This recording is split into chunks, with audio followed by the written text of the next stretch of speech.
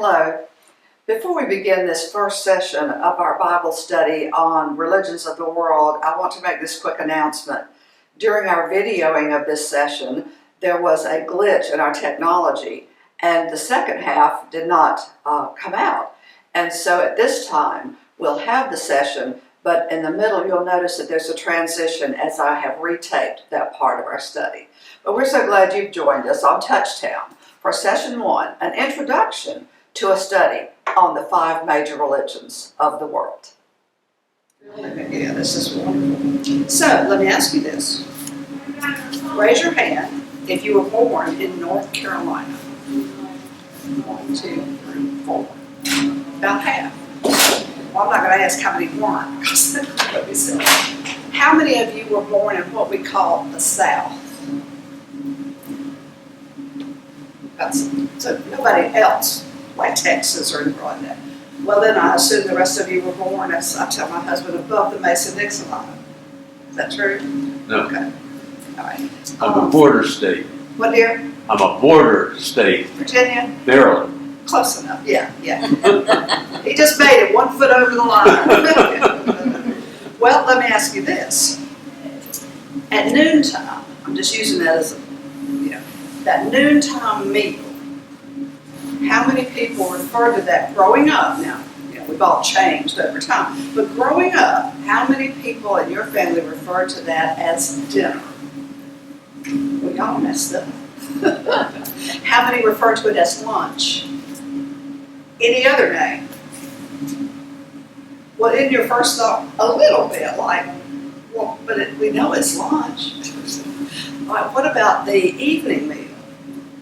This is where, boy, my last charge, no, the charge before that, this was really very important to them. How many people call that evening meal supper? And almost everybody. Anybody call it dinner? I guess you've worn off on me, baby. Yeah, and it's interesting when people have that notion in their head. It's just, it's like, why would you say that? How many of you had biscuits with almost every meal growing up? Okay.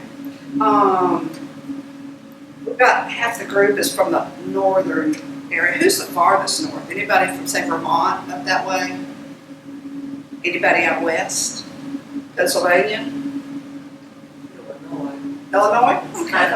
All right. Charlie, what would you say as a child, teenager, what would you say a typical evening meal would be like at your house? Well, my father didn't like a lot of different foods, so you're chicken or veal or beef, and not very many vegetables. He grew vegetables. It was like peas and beans and corn. So you want mostly meat? Yeah, it's like meat and a potato. Okay, meat and potatoes, but yeah. Okay. Anyone else from up north? Yes. Indiana. That's sort of About like that. Yeah, so it's like that. Similar. Right. Well, I didn't think this was unusual for the longest time, but in Salisbury, it's a little town down the road, where I grew up, dinner, we may have spaghetti or some one dish thing like that, but if it was a plated meal, it would almost always be a fried piece of meat and 3 sides, they call them now. But one of those sides had to be potatoes or rice. I mean, you just wouldn't think of having, a lack of a starch there. And then, of course, the obligatory biscuits would go with that. So we don't necessarily eat the same way. How many of you haven't responded but had a really unusual way of eating, an unusual meal plan? Does yours fall somewhere in there?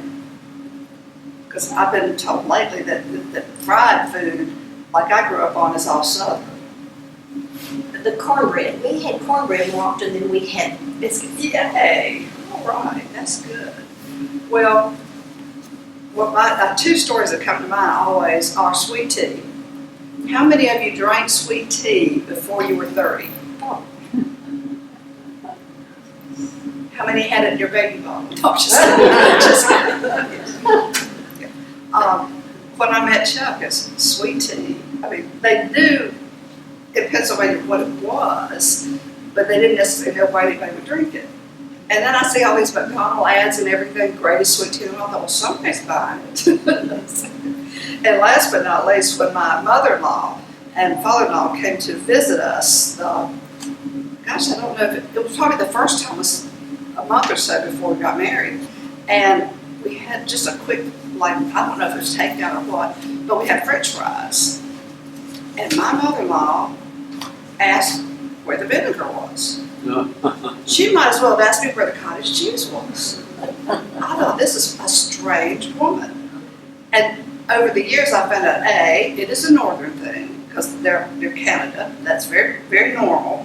And B, it ain't that bad. Because it is a key ingredient in ketchup. So anyway, well, in this study, we're going to encounter a number of different traditions that may challenge us, they may enrich us, and I hope that they will enrich us. So we're going to begin, of course, by praying, and I'm going to invite Miss Sarah if she will lead us in prayer. God of many nations, we trust you and we believe that your desire for all people is to know your love. As we seek to know our neighbors better, help us grow to love them more and to see your intentions for all creation. Amen. Now, I do have to do an announcement right up front, and if you ever say that this is not what I said, I'm going to come and get you. I am not having this workshop to convince any person of the Christian religion that they should abandon Christianity and join one of these other religions of the world. On the other hand, I'm also not interested in anyone who may have a background in another religion, leaving that religion and becoming a Christian. That's not the purpose of this study. It's all for understanding and relationships and caring. So that's what we're about. Now, I am a Christian. You probably suspected that. I'm not ashamed of that, and I will, from time to time, say something about what I believe. But I don't want to turn this into a sermon. And again, what I believe is not in any way to tell you what you have to believe. It's just, when that comes up. If you will, look at the back of your handout for just a minute, please.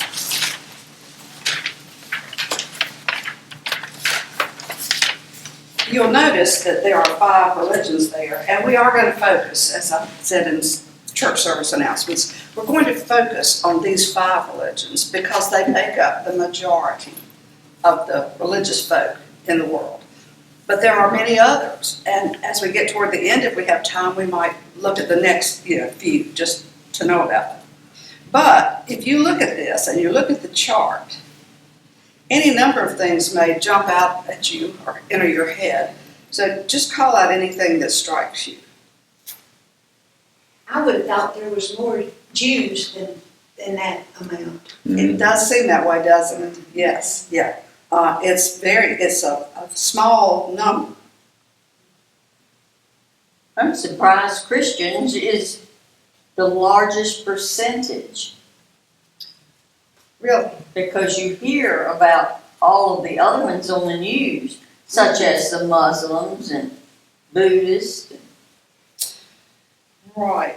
I was not surprised that Christians were the largest, but that also doesn't suggest that they are growing or decreasing at the same rate that everything else is. So it's just information right here, isn't it? So what else might you think when you look at that?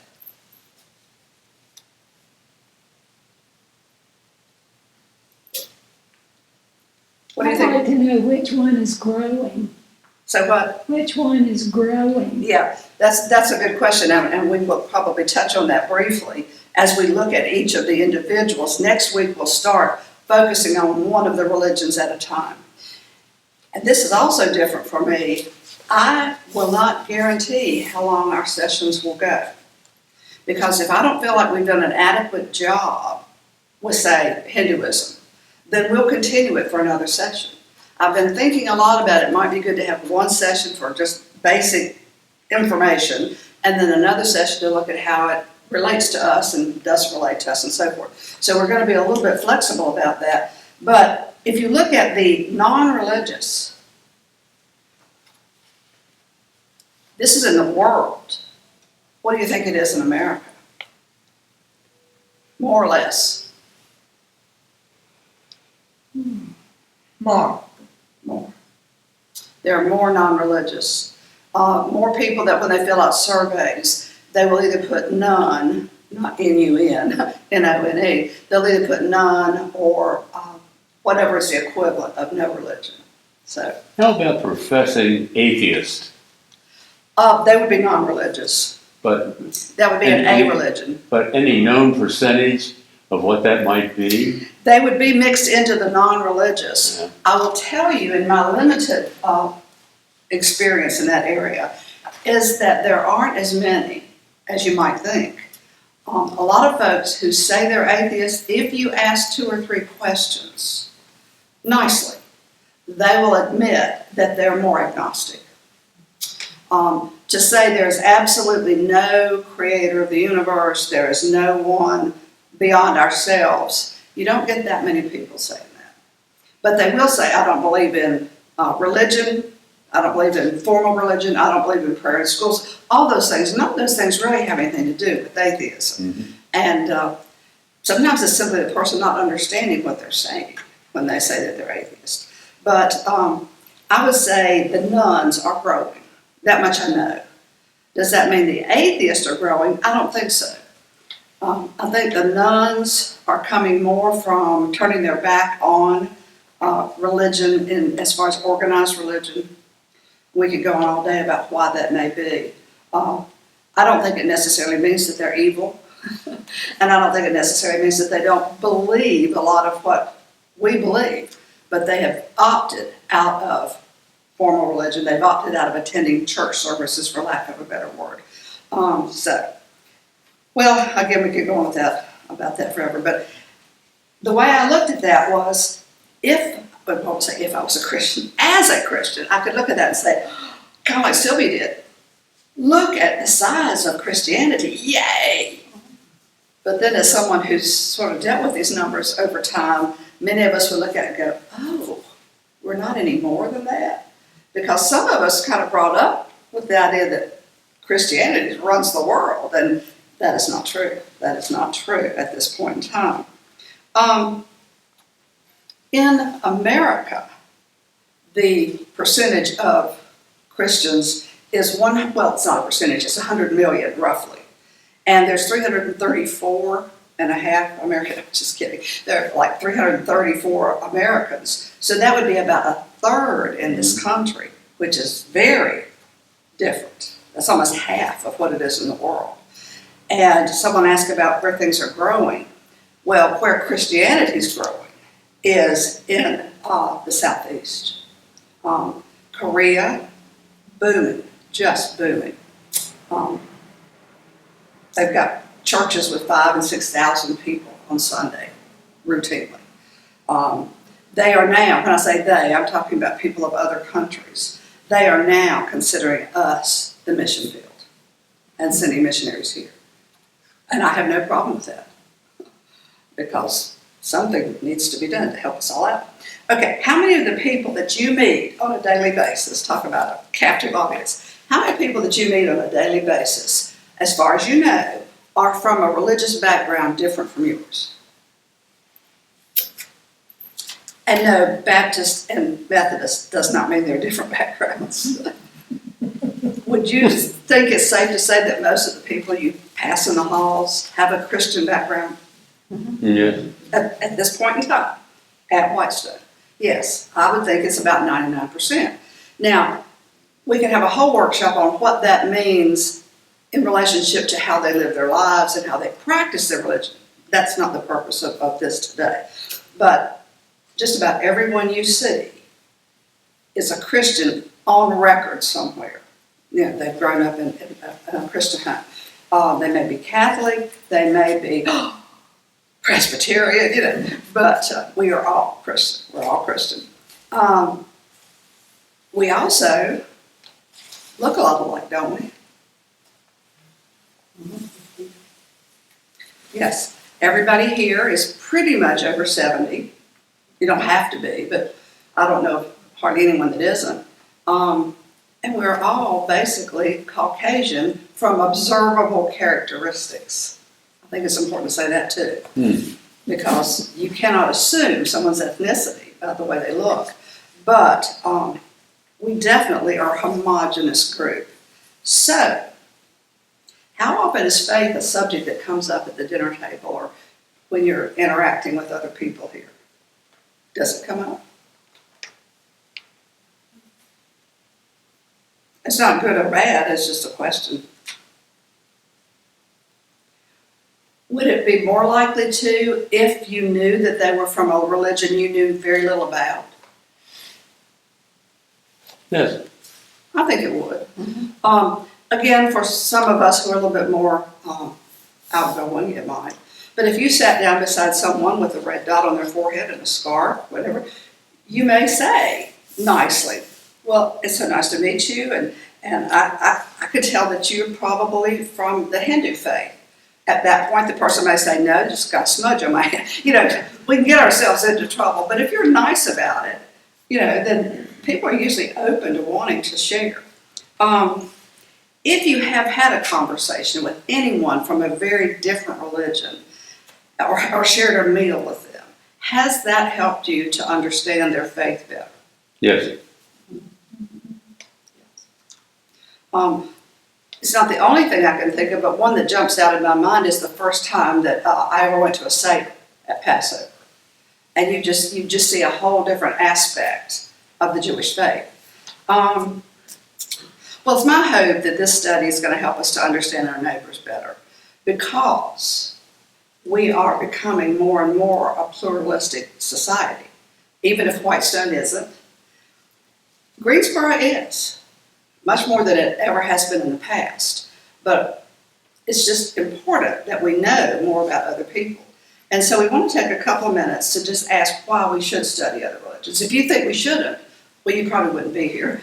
But if you want to speak to why we shouldn't, I would be glad for you to share that with us. Or if you think it's important. It's important because the world is shrinking, and we are not an isolated country anymore. And in order to conduct business, in order to work together for world peace, we have to accept people from other religions. Yes. To put it simplistically, we're all in this thing together. And some would say, well, I don't want to be in it with anybody else. Well, we are all in this together. And ignorance is not always bliss. My university has just instituted a new study called the Global Study because of all of that. And it's a part of the curriculum. And that's wonderful. You all will remember back in, not too long ago when there were certain things that we said in print that if you didn't know these things in our society, that you weren't really literate. And they were not academic things, there were a lot of cultural things. If you didn't know this meant so-and-so, just there was a great book put out, E.D. Hirsch, Cultural Literacy, anyway, and it was all these things that we've been exposed to that people need to know, because if you're not culturally literate, you're going to have a hard time. That's one of the big things, I'm getting off on a tangent, that's one of the big things about people coming out of prison. They've been frozen and removed as the culture has moved on, and they don't recognize a lot of that, and it's very hard to get acclimated. So I'm hearing you say that they're out there, and they're not that far from us. And in fact, in many of our neighborhoods, I know our neighborhood, we have lots of different ethnicities and so forth. It's just made it a much richer neighborhood as far as I'm concerned. But I want to know about that. Do you think anyone has ever made comments about Christians that you know in your heart is not true? Would you think that has happened? Well, I know that people have said stuff about Baptists that isn't true. And I know that people said stuff about Episcopalians that isn't true. Every priest does not get drunk after every Sunday service. I'm pretty sure. Some of them have allergies. No, I'm just kidding. So we know that things are said about our various denominations that aren't true. How do you feel about that? What would be the reasons that somebody would say something that you know is absolutely false about your particular brand of faith? I just don't think they know what they're talking about. Ignorance. They don't know what they're talking about. And the other thing would be they may or may not know, but they want to stir up trouble. They don't want you to have that religion. They want theirs to be the one. So they're either wanting to attack or whatever your faith, or they just don't know any better. Now, weren't we taught as children that if you don't know, keep your mouth shut? That hasn't stopped most of us, but true. But people say what they've heard somebody else say. Now I'm talking about Christianity. Do Christians ever say anything about the other major religions of the world that are probably not true? Makes my hair curl. Yes, yes. And there again, there's only two reasons. One, we don't know any better, and so we're just saying what we think sounds good. Or we are so against any other faith out there that we want to tear it down. And the thing that'll tear down faith quicker than anything is fear. If we get everybody scared of those Baptists, because those Baptists are scary, then we're going to be okay. So we don't particularly know, but the more we can learn, the better off we're going to be. If we learn about Hinduism next week, and we will, I'm not an expert, and you're not going to leave here as an expert, but you're going to know hopefully more than you do now. If we leave here having studied about Hinduism, I just ran off the track. I'm so sorry. Thank you. It got back on the track. Does that mean that every Hindu you may ever have the privilege of running into will believe exactly as the basics? Now, if I put up 10 tenets of Hinduism, if I put up the basics of Christianity, is this church going to kind of look at it differently than that church? We know that's true. Methodists are famous for our connectivity, that we are all connected, we all do things the same way with the... Don't believe it. Don't believe it.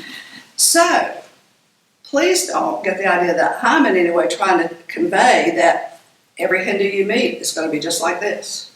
Every Jew you meet is going to be just like this. No, but this is the fundamental understanding. Just like we have a fundamental understanding of Christianity. And my way of saying it is always, if it's in the Apostles' Creed, that you can take that to the bank. And I have said that everything outside the Apostles' Creed is kind of rock and roll. It's just, that's where you start getting all over the place. So, have you ever known a Christian to kill people in this modern society? Kill people or murder people? Murder people, yeah, thank you. Murder people. People have been found guilty of being serial murderers or whatever. No.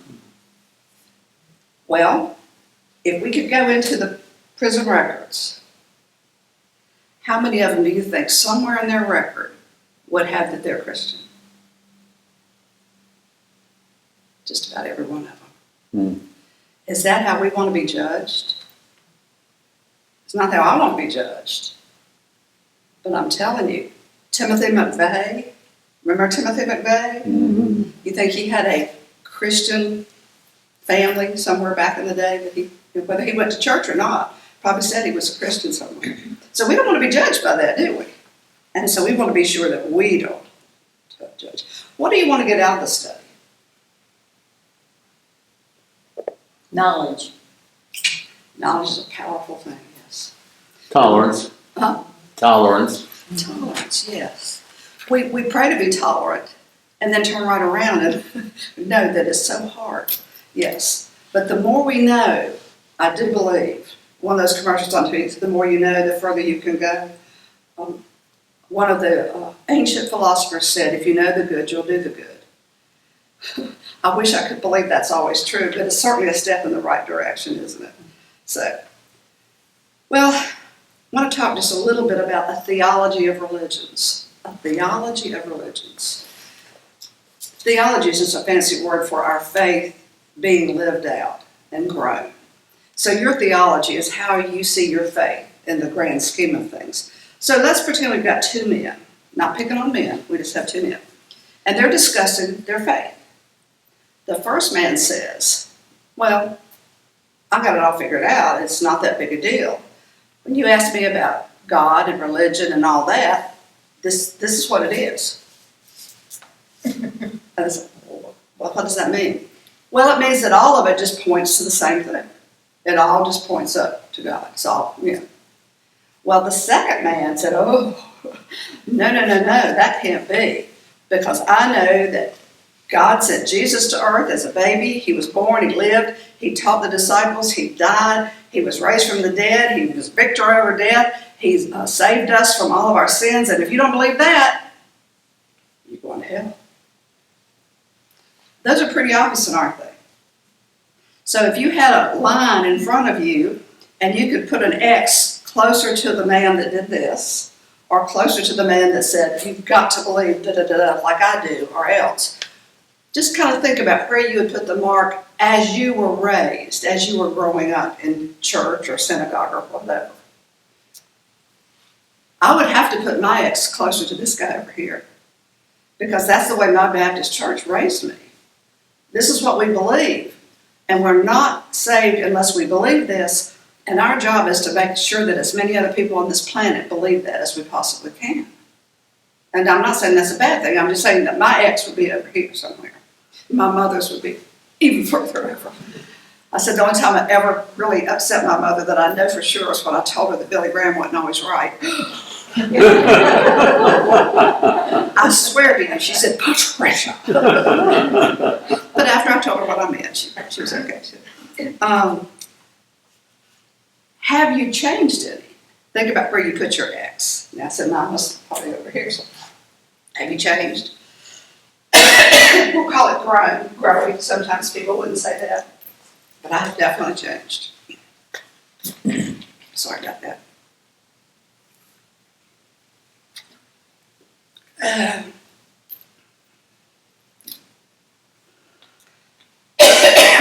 Well, Tom. Ted used the word tolerance. We'll just use that for now, just for fun. Would you say that whatever change has occurred in your spectrum of thinking, that it would have to do with more of a tolerance of other people's thinking? Yeah.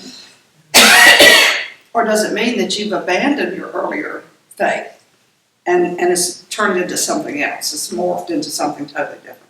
It could be either of those. I'm being careful not to put any of you on the spot to share, but you are more than welcome to share. I just don't want to, ask you to. Because changing to leave religion, in my heart, is not the same kind of change as growing in tolerance. If my change had been from over here to, well, this is all just a bunch of hooey. I don't believe any of this mess anymore. That would not be, for me, what I would define as growth. I remember when I took a semester course in Islamic faith, and the Imam, who was also the chaplain for the Islamic students, and somewhere early on in the course he said, do not think that at the end of this course you should consider becoming Islam. My goal for you is that you leave this class stronger in your faith. Does that not make sense? Mm-hmm. Yes, and that would be my goal for all of us. Because giving lip service to faith is one thing, but truly believing and living out what you believe would be our goal for everybody. Well, what other questions come to mind that you've had about these particular religions? Anything specific that's crossed your mind? We're not going to judge. So he's put to sleep on me. No, she's pondering. She's pondering.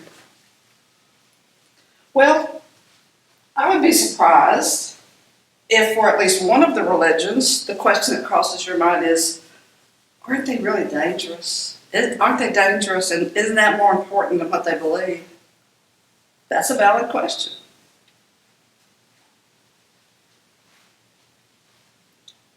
But anyway, another thing that we want to look at is the fact that there are so many religions. We're looking at 5, counting Christianity.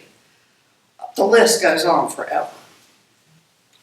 there are people out there who look for excuses or reasons, depending on your frame of mind, as to why there's plenty of evidence that this God thing and this religious thing, it just doesn't fly. And one of the things they talk about is the fact that there are so many religions. Well, doesn't that just prove that none of it makes any sense and there's really no God? Because surely someone you'd call God would make it very clear. Patricia, this is the path.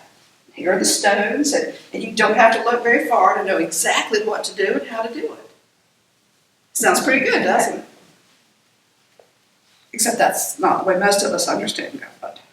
So they say it must be something humans made up, because we have all these versions. Well, what about the opposite of that?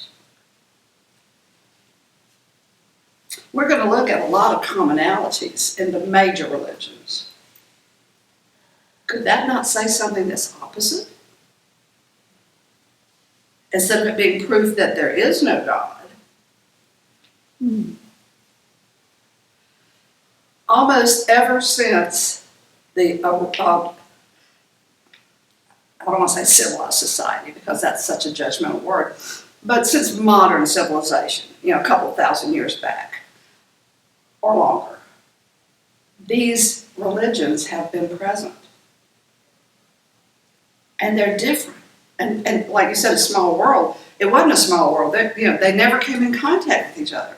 And yet, spontaneously, they have come up with these views of God. I think that's divine proof right there.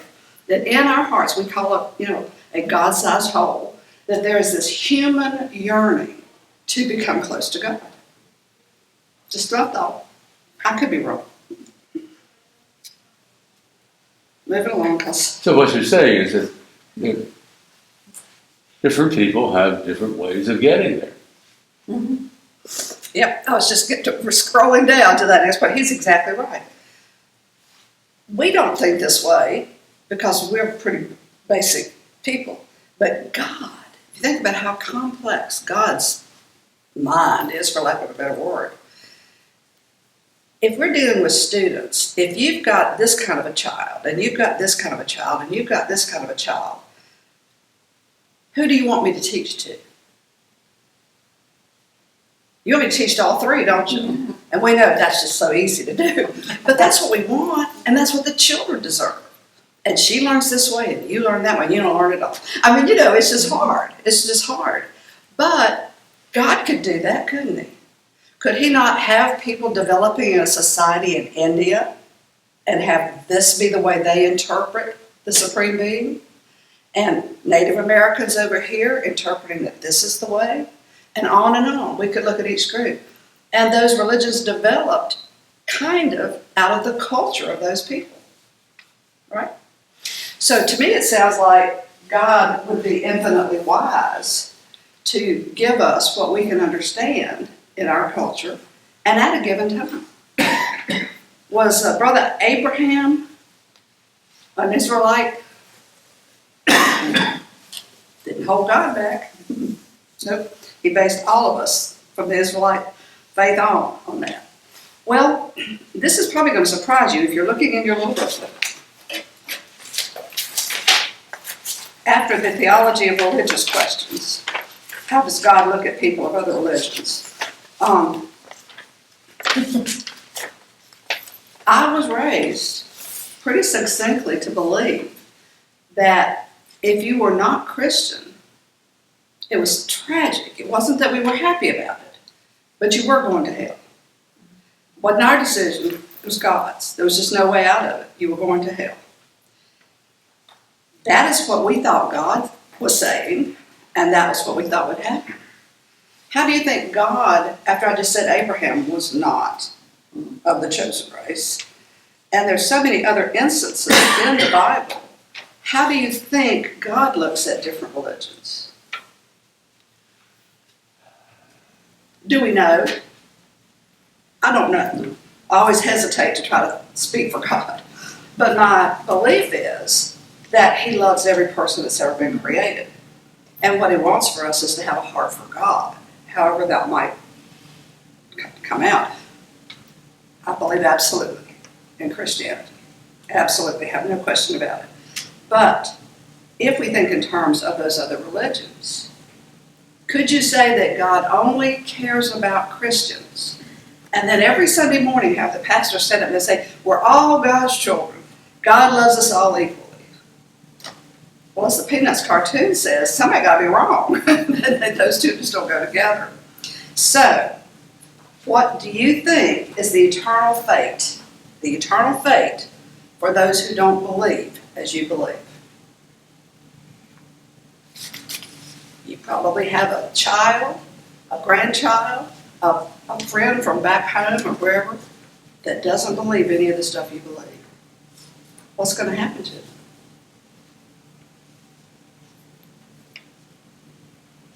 Do you know? No.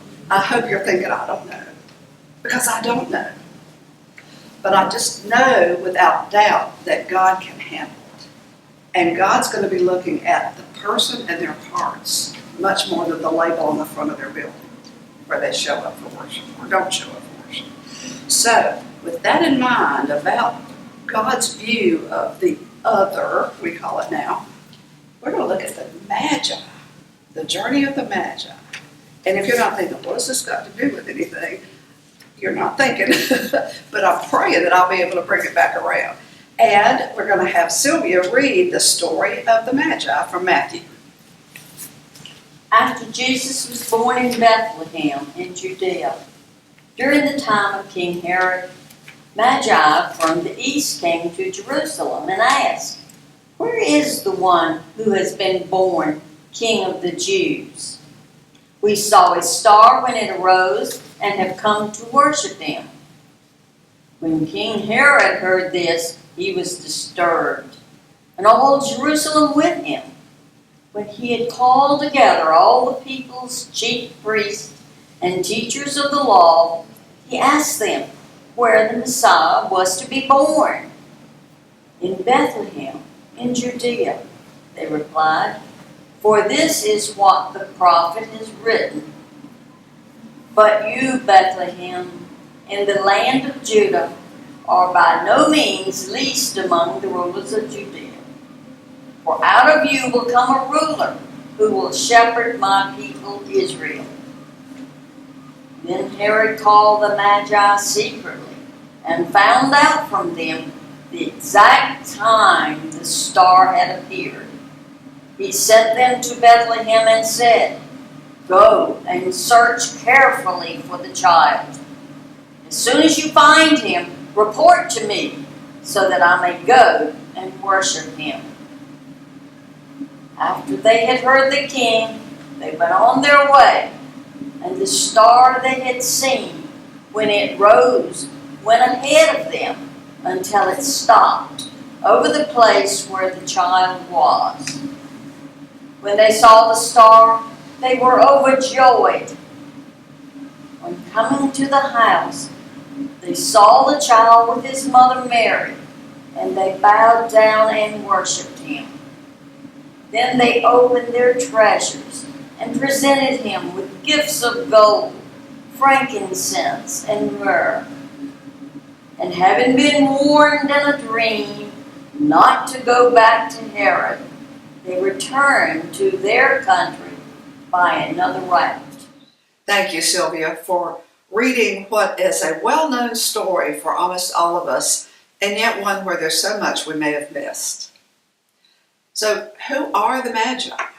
And what could they possibly have to do with what we're discussing today about world religions? Well, first of all, the word Magi was used in the East primarily to refer to a religious group called the Zoroastrian priests. They were in the Persian Empire. Now, today, the Persian Empire is named Iran.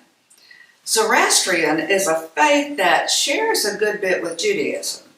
A belief in one God, a belief in a devil, and a belief in what we would call angels and demons. Zoroastrians believe in many of the same moral teachings that Judaism teaches, although they hold to a number of beliefs that are contrary to Judaism. based on that information, you may be thinking, Judaism? How would people in Persia have any knowledge of Judaism? Well, remember that the Jews were exiled. Remember Babylon?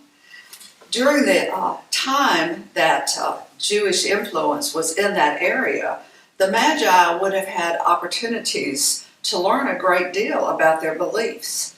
And in addition to that introduction to Judaism, they also were known to be astrologers, people who looked for signs from God and in the heavens. So when you combine their understanding of Judaism and their keen knowledge of the heavens and the stars and belief in God, it was only natural that over time they might be the ones prepared to see this wondrous star in the east. Well, that takes us back to the scripture that Sylvia just read. They saw the star and they followed it. How many followed it? People always refer 3. Well, our Bible doesn't say anything about 3. The best we can do is to surmise that folks came to think of it as 3 because of the 3 gifts that they brought. But just imagine a caravan coming from Persia to Israel.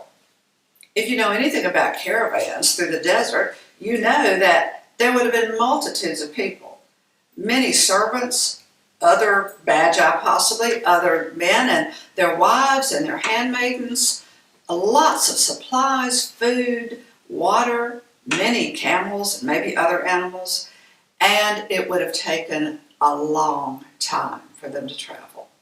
It's been estimated that it could have been up to almost 2 years, certainly close to a year. So we know for a fact that they were not at the manger when the shepherds knelt down at the manger. They would have arrived up to a year later. And it makes sense then when we wonder, why would Herod kill all the baby boys 2 years old or younger? Because he knew how much time had passed. And it says in our scripture that the Magi found the place where the star stood over the house where the child was, and they went in and worshiped him. Well, it's very interesting because we have learned more about the Magi. We've talked about what we know and what we don't know. But here's the big question. Why would God have included the Magi in the story in Scripture about the birth of Jesus? Does it tell us anything about God? I think it does. Because if you think about it, these were what we would call, sadly, foreigners, people from a foreign country. They were not Jews, but they certainly were not Gentiles, like the people in Samaria and around the area in Israel. They were from a totally different religion, a totally different area. That might well be the message. This baby was born, and in the manger, the baby was worshipped by the local shepherds and, of course, his parents. And the people in Bethlehem and around, no doubt, got to know this baby quickly. But then these people from a totally different country came. And that was how the news of Jesus was carried outside of Bethlehem, outside of Israel, out to the world. And that most likely would have to be what God intended, that Jesus Christ came to earth for everyone. Well, if Jesus also spoke to the Zoroastrian priests and invited them to come and see, then God would be saying, I have a place in the hearts and minds of all these different cultures. This is the same God who showed compassion for other people in our text. Think back to the Old Testament. Who did God grant the title of being the father to all the multitudes of Israel? Abraham. Abraham was not a Jew for all practical purposes, but that didn't bother God. And then God promised Abraham that he and his wife Sarah would have a child. They were already in their 70s, and time passed and they didn't have a child. Remember what happened? Sarah decided that God needed her help. Isn't it interesting when we people think that we are supposed to be the ones to help God fulfill his plans? So Sarah decided God wouldn't have lied about a child. Maybe I'm supposed to help out by letting my handmaiden sleep with my husband, get pregnant, have a child, and then voila, Abram has had a son. And who was that handmaiden? Hagar. And this is exactly what happened.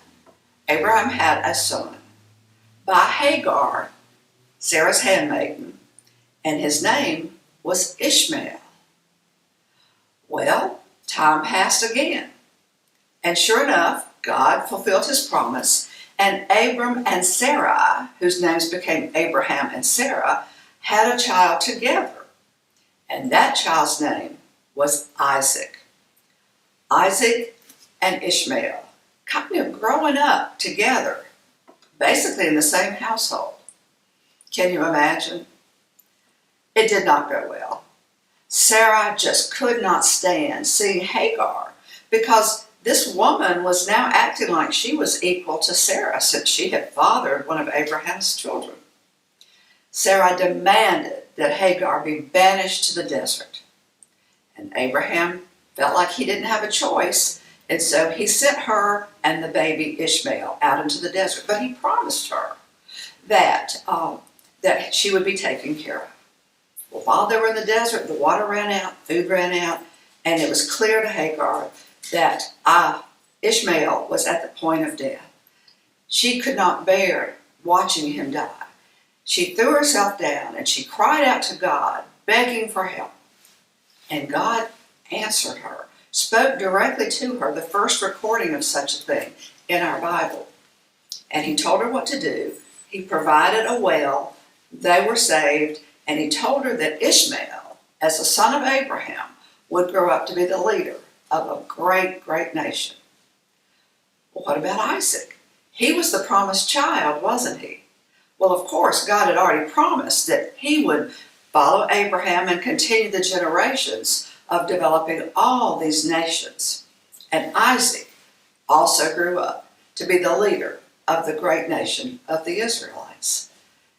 And today, we have the Israelite nation, we have the Arabic nation that is typically known as the Islamic nations, and it came from from Ishmael, pardon me.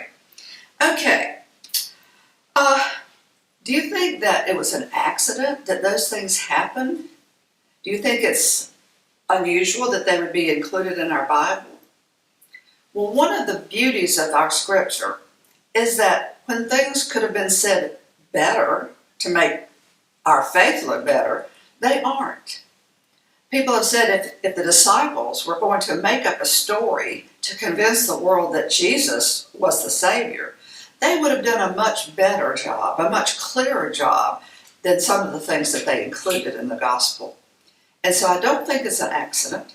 I think it's a clear indication that all along, our God, who's known everything from the beginning to the end, what will happen, and yet at the same time granting free will, knew that this country, alien to Israel, would become a great nation, and a great nation under God.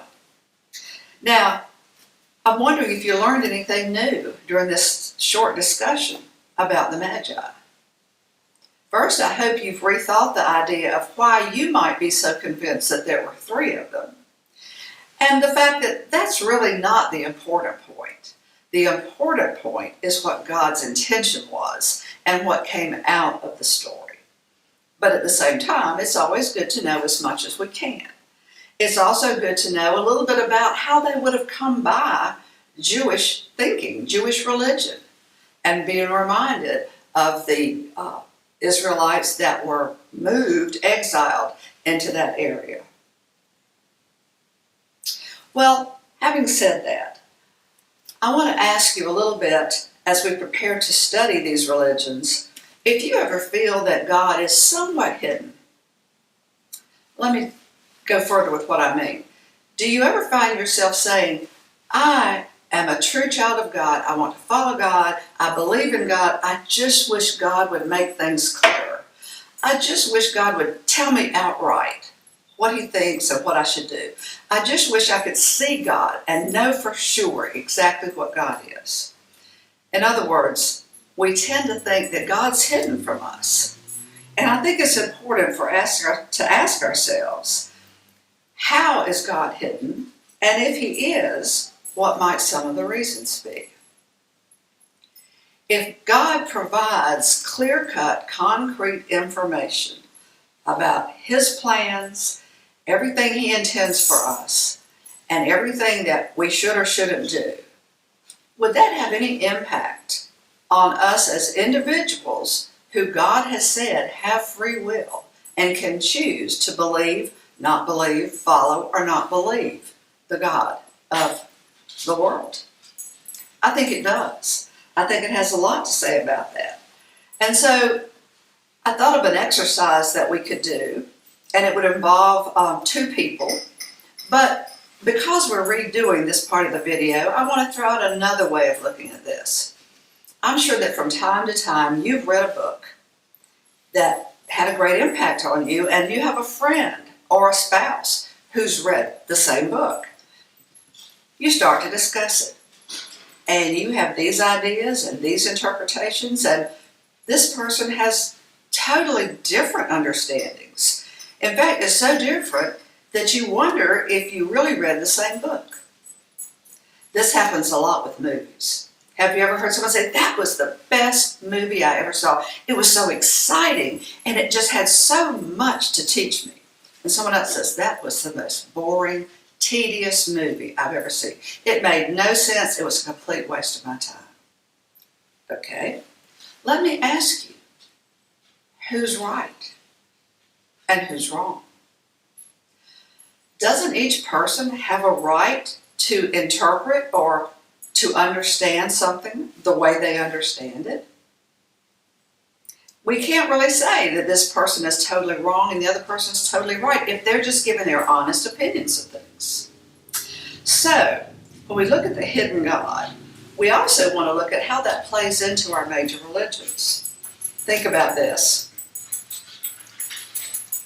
If each religion is so different, why would it be that they're scattered all over the world, and yet the thing they have in common is this divine calling to a creator God, to someone who is responsible for and creator of the universe? I think rather than saying that that's a reason not to believe, I think it's a better reason to believe, because it shows the universality of the fact that God has planted in each human being a hole, if you will, a place that needs to be filled by this understanding of God. We Christians say that we are created in the image of God. And I think that's another way of saying the God in us is pulling us back toward our Creator. Well, this is a brief introduction into the things that we're going to be talking about. And when we come together next week, I'll be sharing a little bit more of this with you. But we're going to wrap up by looking at something else in the Old Testament that kind of gives us a better understanding of even ourselves. Think about the book of Jonah. Now, it may be a while since you've read it, or you may never have read it. But most people, if I were to ask them about Jonah, they would respond, oh, he's the guy that got eaten by the whale. Well, whale, big fish, whatever. And to be perfectly honest with you, most biblical scholars would say that this is a story, an allegory, if you will, to help us understand how God pursues us when he has a plan for our lives. Jonah had refused to go and to preach to the Ninevites. The Ninevites were a foreign country who had turned against God, who were sinful people, and God wanted them to be saved, to become his people. And so he told Jonah to go to Nineveh and preach. And Jonah ran the other way.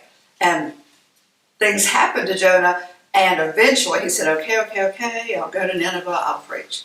But he said, I know what you're going to do, God, because you are a wonderful God, and you're slow to anger, and you're very compassionate. What you're going to do is you're going to mess around and forgive them. And you see, Jonah didn't want them forgiven. He thought they were terrible people from another culture, and they deserved whatever they got. And so he didn't want to be a party to that. He didn't want to help in any way. But he did give in. And he went to Nineveh, and he preached. And what happened? The Ninevites turned to God. Everyone, even the animals, begged for forgiveness, turned to God, and God forgave them. So did Jonah say, okay, that was the right thing. I'm happy that they have all been saved. Jonah was livid. He went running out from the village, plopped down under a bush and pouted. And he was so upset that he said, just kill me, God, just kill me. I'd sooner be dead than to have to look at this. Okay, how does that tie in with what we're talking about? Foreign country, Israelites, coming to God, not wanting them to be part of that religion, but God wanting it because they're all God's people. That's what we're talking about. And I hope you'll join us next week as we start with Hinduism, the oldest and largest religion in the world. Goodbye.